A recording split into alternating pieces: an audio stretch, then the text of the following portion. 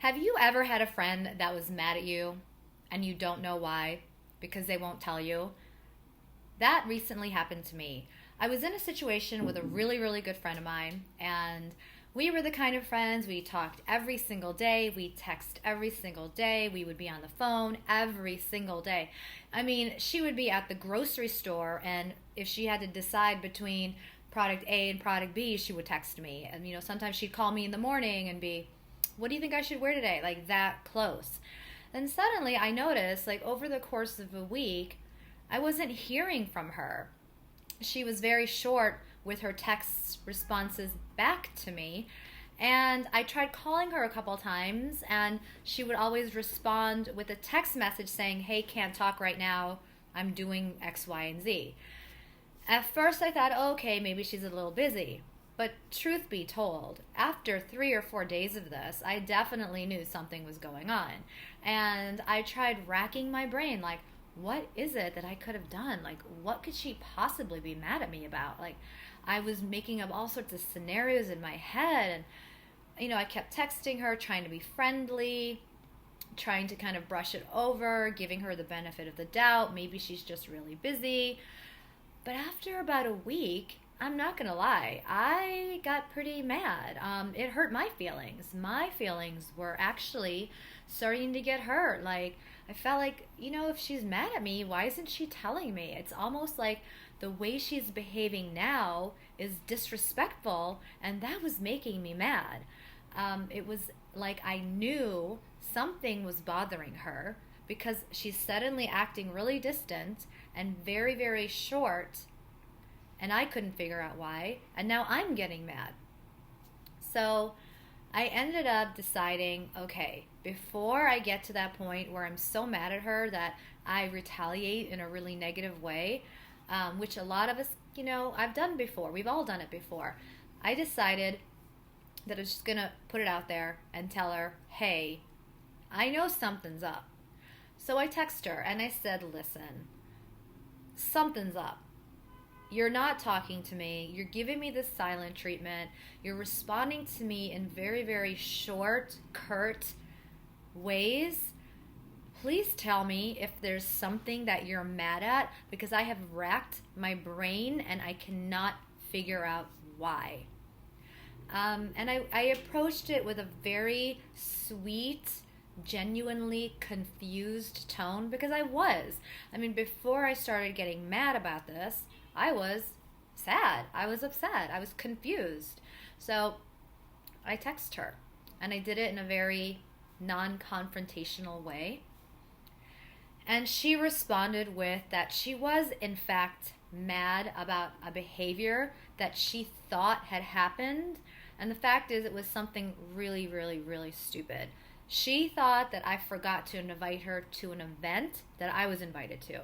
The fact is, she had been out of the country, and I didn't realize that she got back the same day as the event and would want to come to the event. So I didn't bother asking. It was nothing malicious on my end. However, on her end, she perceived it that I was excluding her from an event that I guess she had wanted to attend. The problem is, she didn't tell me this. I had no idea. And as a result, I was dealing with this cold shoulder from her, which at first was really confusing me. Second, it was really hurting my feelings. Third, it was starting to make me feel disrespected. And finally, I was getting a little bit mad about it. So we did talk. I explained to her that I'm no mind reader. If she has a problem with something that I've done, please tell me. And she definitely agreed that she might have been being a little sensitive and that she would have rather just told me in person when she eventually saw me. But we weren't planning on seeing each other anytime soon. So I was worried that by the time she actually told me in person, I would be so mad at her that I wouldn't care. So I said to her, in the future, just call me. Make sure you just tell me as soon as something bothers you. So we are friends now. Everything is all smoothed over. And in fact, by my talking to her, it actually made us understand each other better and made us appreciate each other better. She will now hopefully let me know whenever something bothers her. And I will definitely let her know when something bothers me, as I did with my reaching out to her about the silent treatment. So I know that maybe a lot of you are thinking that I would never act that way. If I were mad at somebody, I'm always going to tell them. But let me just tell you, it's not that easy. And I just want to give you something, kind of tips that I kind of learned about my experience that I think might help you. I mean, if you are mad at your friend, please tell them, because it's like that tree in the rainforest that falls. Nobody knows, nobody cares. And I mean that in the nicest way possible. If I don't know you're mad at me, how can I do anything? All I'm seeing is a negative reaction towards you being mad. So that kind of brings me to my first kind of advice. If something bothers you about someone, tell them right away. The reason, because if you don't, they can't read your mind.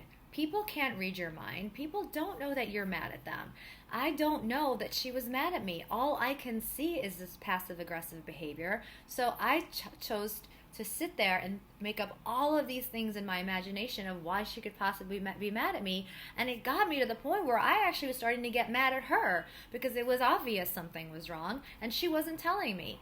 So rule number one, if you are mad, just tell them. I know that that can be the scariest thing, but people cannot read your mind. And by you doing these passive, aggressive, subtle hints, you might think you're trying to get your point across.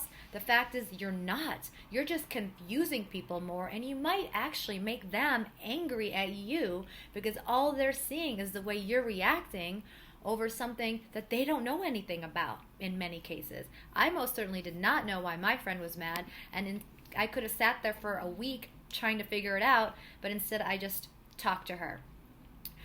Another thing, you really need to learn how to call people on the phone. I know that nowadays, and myself included, it's so much easier to text people. Texting is easier because you don't need to have that confrontation factor face to face or on the phone. But I guarantee, with all of the heightened emotions that she or he is probably feeling and you are feeling, your texts are going to be misread. And so often text messages are perceived to have more negative emotions to them than there actually are. And guess what happens after that? It escalates. It escalates to even a worse situation. How many times have you been in a situation where you text someone and then it escalates to a really bad text battle? This can all be avoided with a phone call. If you really, truly care about your friendship, then you will pick up the phone or meet them in person and have a conversation face to face, because number one, people can't read your mind, and number two, people tend to put more negative emotions into texting. And the final thing I'm going to tell you that I really think helped me and was the reason why I was able to approach her without confrontation is, instead of thinking of that one thing that really pissed you off, like, you know what, she didn't invite me to that event. And then what happens is you're going to go on and make bigger negative issues out of it and bring more negative examples in. Instead of thinking about the negative, my final tip is, think of the positive reasons this person is your friend. Think about the reasons that they're your friend. Think 10 positive reasons why you love and care about this person.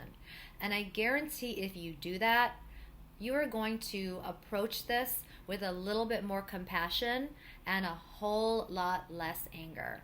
In my case, I learned that when I'm mad at anyone, I need to tell them.